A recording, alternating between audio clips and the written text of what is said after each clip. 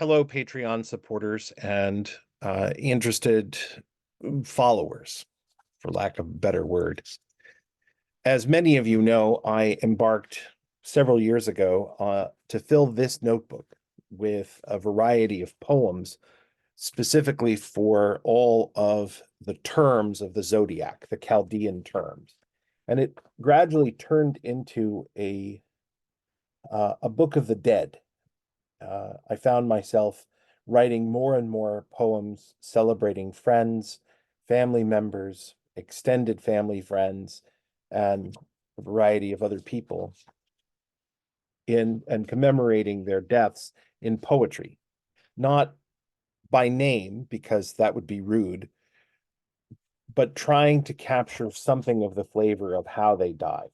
The moment we're in the first term of Aquarius and in the Chaldean order, that runs from 0 degrees to 8 degrees or 7 degrees 59 minutes of Aquarius, and it's dedicated to Saturn by day and Mercury by night.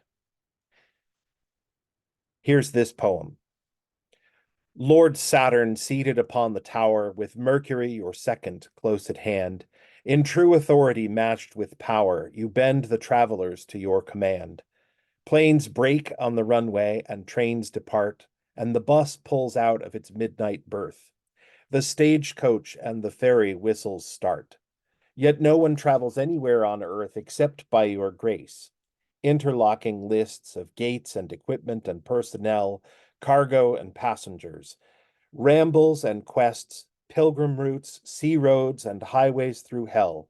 You manage these webs of complex details, ticket and cargo, and wind in the sails. The name of this poem is The Control Tower. And there's an image, a magical image, which I've learned to associate with it. A teamster or stevedore, a ship's captain, and a harbor master negotiate where trade routes meet and passengers prepare to journey.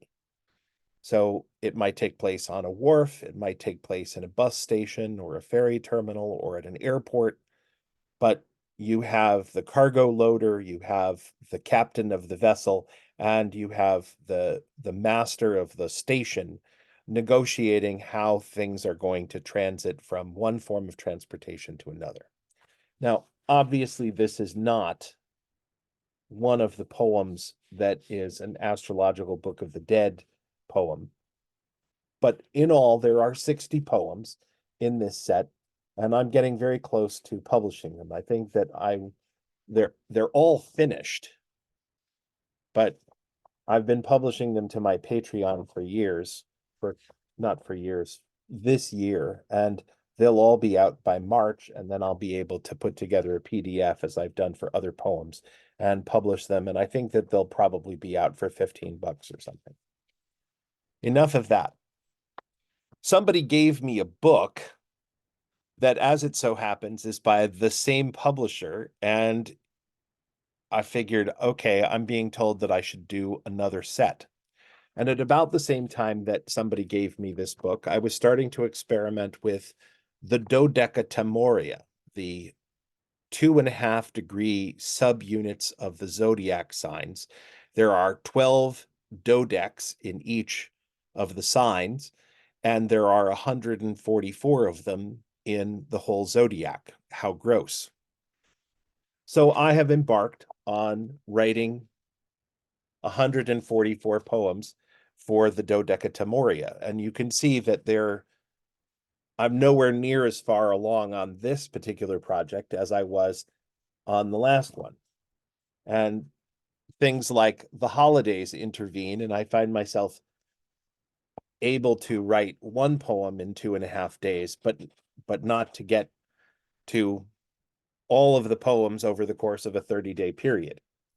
I have, however, managed to string together a bunch of poems at the end of Capricorn, and I suddenly feel like this project is launched.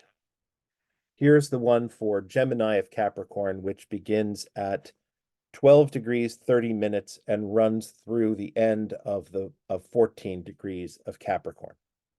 And it's called the Hypogeum of the Dioscuri.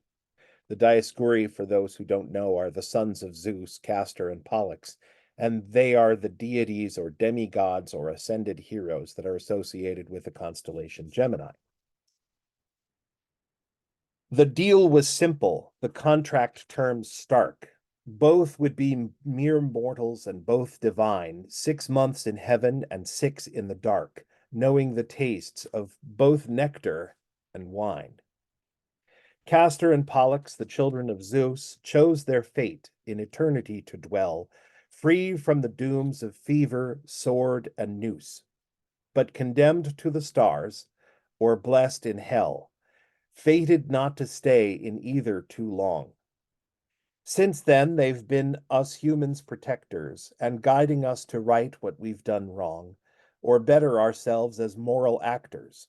Even in prison, they help us see light or crawl our way through the storm or the night.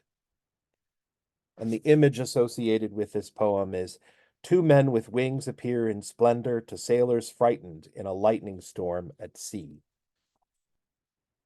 So that was Gemini of Capricorn. And then I had a few days where my life kind of got turned upside down by family stuff, and it's hard to write poems. This is Virgo of Capricorn, and this runs from 20 degrees 0 minutes to 22 degrees 29 minutes. And it's called The Mechanical Chair. Humans don't usually travel by chair, except in an interstitial fashion. Palanquins are lifted up in the air. Scooters of elders move on a ration of trickling charge from a battery. First-class cabin seats with push-button ease call attendants with champagne flattery, turn on reading lamps or focus a breeze. And princes of souls, speaking from the throne, manage the trick of speaking with God's voice, as if Holy Writ were easily known, not the product of destiny, time's choice. Maybe every chair is a kind of trap, though it lacks restraints or an electric cap. And the image associated with this is a high priest reluctantly supervises the execution of a man in a wheelchair from his own throne.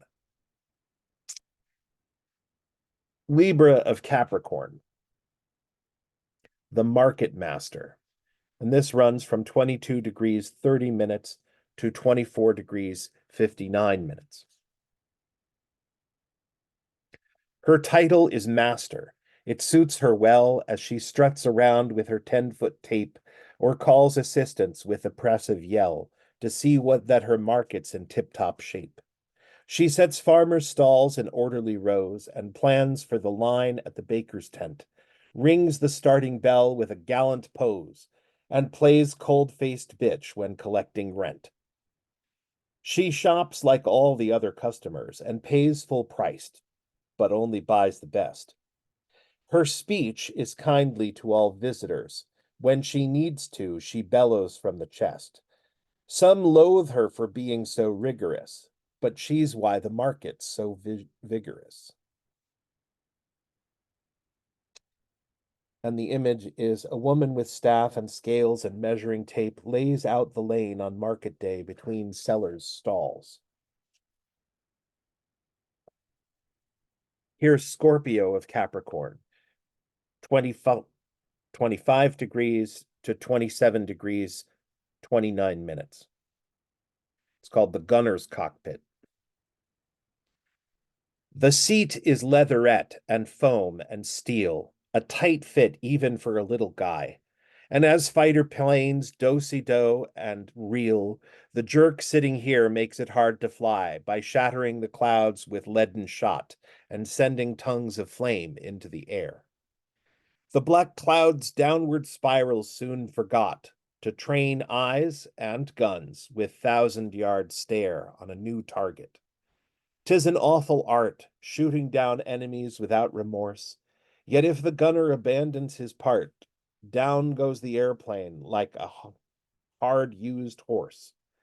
If the gunner doesn't come home alive, know this, the rest of the crew won't survive. The image is a gunner looks out his glass dome to fire on enemy aircraft. Here's Sagittarius of Capricorn, the physician's saddle. And this runs from 27 degrees, 30 minutes of Capricorn to 29 degrees, 59 minutes of Capricorn. So this is the last 2.5 degrees of Capricorn. The physician's saddle. Up in the stirrups and crying, while life emerges from her womb with strong pushes, the woman considers the surgeon's knife.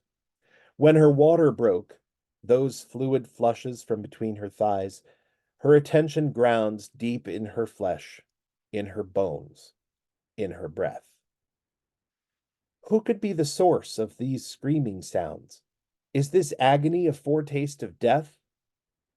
The physicians and nurses hover near, each taking their turn beside the table, as the baby's revealed, foot to ear, and starts to scream as soon as she's able. Exhausted, the mother lets down her feet and rests in the embrace of Mercy's seat. And the image, a mother surrounded by doctors and nurses delivers a baby while a surgeon hovers nearby with his scalpel. And since the sun crossed into Aquarius on the 20th of January, 2024, here's the first poem of Aquarius. It's called Cassandra's Horn. She's good at trumpeting powerful alarms and screaming truth from the depths of her lungs. She knows her history and modern harms, how some would climb the sword-edge ladder rungs of chaos in the market or senate, and how deception blinds men to danger, self-delusion or lies of opponent, or the cunning that rises from hunger. Yet though she forecasts the future with ease and speaks the mounting risk of every choice, she can't make men do other than they please, nor answer mockery with godly voice. Though she cries for a better decision, her words only get laughing derision. And this runs from 0 degrees of Aquarius to 2 degrees, 29 minutes of Aquarius. The image is a woman points at a storm on the horizon, while men nearby face the bright sunshine in the other direction.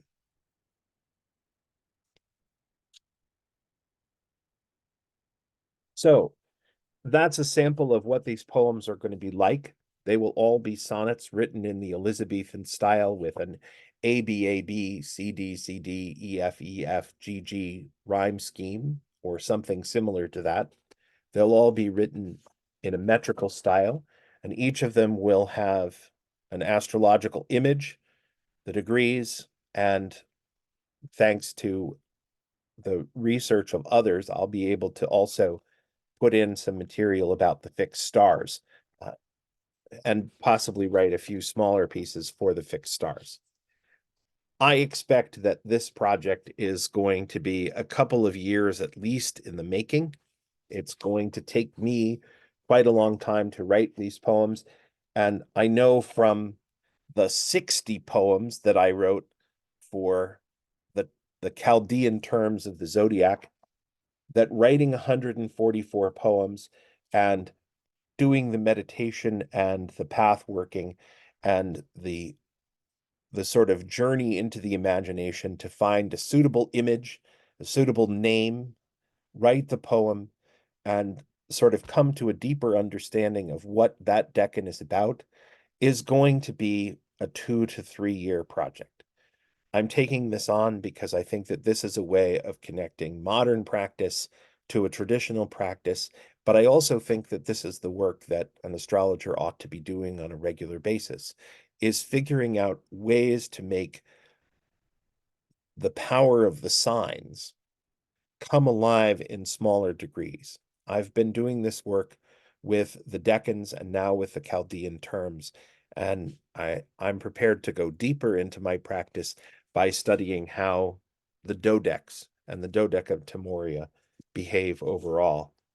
And in the end, It's going to be a remarkable 2-volume set of poetry, the likes of which I don't think has been published since Dorotheus. Maybe it's good, maybe it's bad, but one way or another, the plan is to make it exist.